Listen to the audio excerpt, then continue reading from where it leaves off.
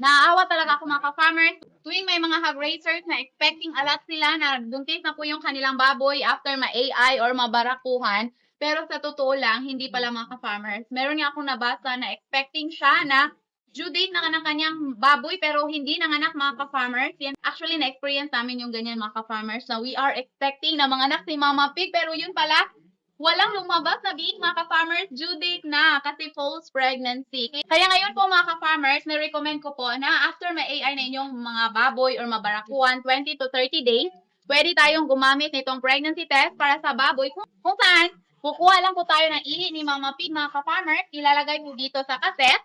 Ayan po, merong maliit na butas dyan, ilagay nyo po dyan, then yung linya, dito nyo po makikita. Pag dalawang linya, meaning buntis po si Mama Pig. Kapag isa, hindi po mga ka-farmers. Ang dami na pong nag-avail nito sa atin.